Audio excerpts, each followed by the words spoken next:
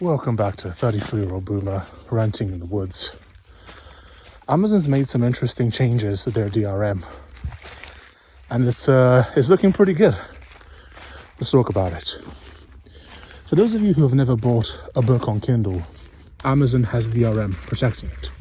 DRM is basically just a system which allows Amazon to control when and how you consume the content that you pay for.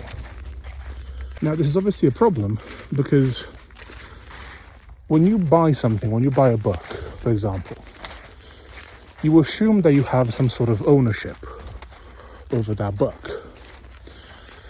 But because of how the system works currently, you actually don't. You essentially buy a license, which is revocable at any point, where Amazon agrees to allow you to view the content that you purchased.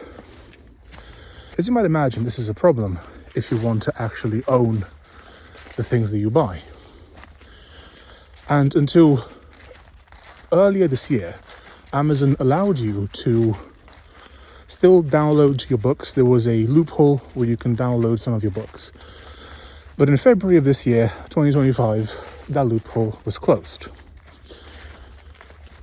However, recently, Amazon announced that you will be able to download EPUB or PDF files of the books that you purchased.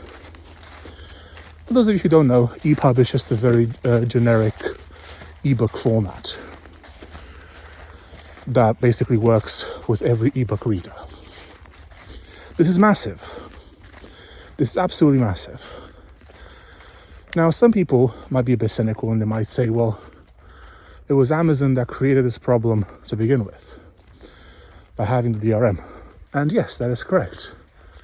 They are responsible for the current situation. However, I think you should take a win whenever you can get it. Because you see, much like how Apple dictates smartphone design, when they removed the head jack, all the other companies removed the head jack too. Amazon works in a similar way. When Amazon does something, all the other online retailers tend to follow suit. Now, here's the thing. So which books will you actually be allowed to download? When you publish a book on Kindle, there is an option where Amazon asks you, hey, do you want to protect this book with DRM? If you tick yes, as the author or the publisher, the people who have bought your book will not be able to download the EPUB or the PDF file. However, if you don't, according to Amazon, starting the 26th of January, I believe, you will be able to download them. Look, I get it. I'm currently in the process of releasing my first novel, Protectorate. If you want to be an early reader, if you want to get a copy for free, if you want to read it, there's a link down below where you can sign up. You can read the book in advance. And when the book is out, I'll send you an email saying, hey, if you want to, you can go leave a review on Amazon. However, you don't have to. I get it. I don't want people to pirate my book. I don't want someone to make 10,000 copies of my book that I spent months and months and months working on, only for me to make nothing on it. I get it. However, the problem with DRM in general, and this isn't just DRM for books, this is DRM for everything. The people who are honest and they purchase the media correctly, they get punished by the DRM because now they have to deal with all these rules. Well, you can view the book in this browser, you can have it on this device but not that device, that kind of thing. Whereas the people who obtained a copy by other means, let's say, they can just read it on their computer or their tablet. They don't have to deal with all these problems. And that is inherently the issue with DRM. You are punishing the law-abiding citizens. You are punishing the people who've done the right thing, who've paid for the media. And honestly, I like the fact that Amazon doesn't force you to disable the DRM. If you are a publisher, if you are an author, and you want to have DRM, I think you should be allowed to do it. I think you should be allowed to have it enabled. If your audience is cool with what you're doing, then fine. However, personally, I like to own what I buy.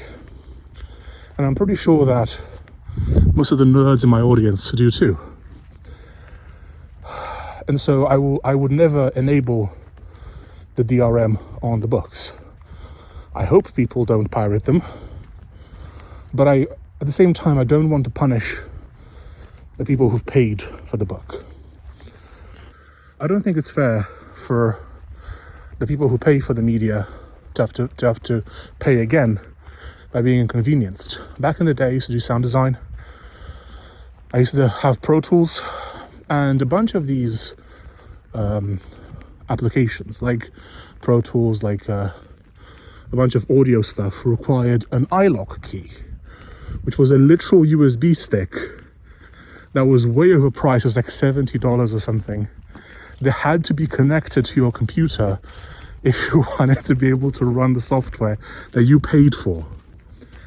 Not only was this an inconvenience, not only was it a problem, because now you had one fewer USB ports, but if you traveled and you forgot your key, it was now a chore to get access to the software that you supposedly owned.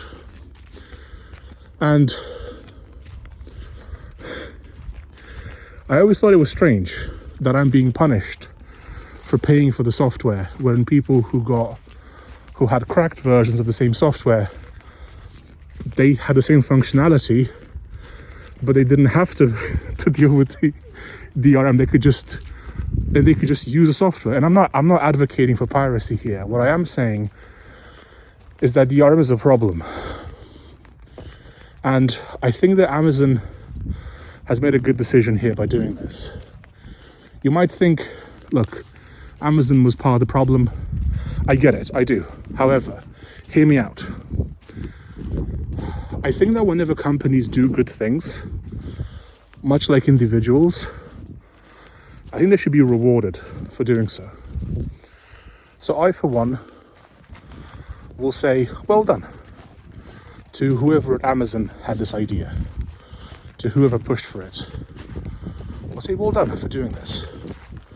Because now I know that other companies are going to look at Amazon's example and they might follow through and they might do the exact same thing. Ultimately, it is up to you as the consumer, quote unquote, to decide what it is that you find acceptable and what it is that you don't find acceptable. If you are okay with DRM, that's fine. However, the problem is a market where everything has DRM. And so, what do you do then? You have no choice. As long as there is a choice, as long as I get to reward creators who don't have DRM, I'm perfectly fine with having the option. And if an author that I like insists on using DRM, I just won't buy their books. I don't want to be told how and when I can read a book that I paid for. That is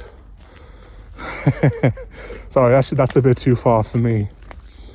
And another problem is that there have been books that have been revised, not as in, hey, here's a new edition, but you'd buy a book, it'd be in your library, quote unquote, and then the publisher would go into the book and they would change the wording.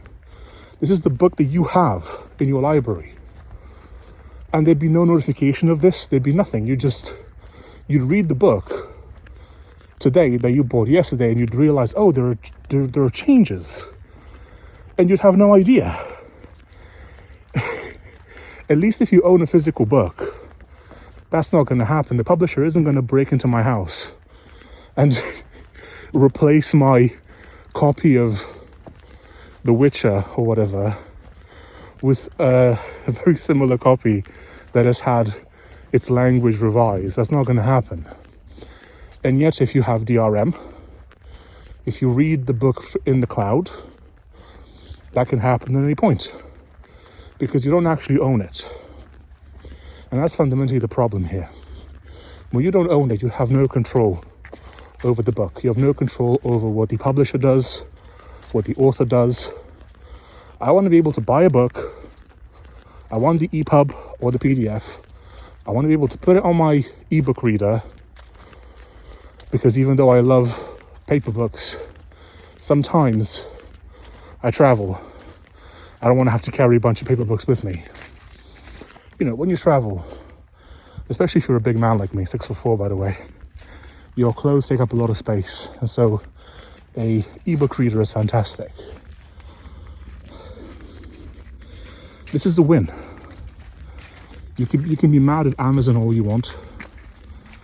The truth is that, hey, they made a good decision, and this decision might just lead to more freedom and more choice. I'll see you in the next one. Bye-bye.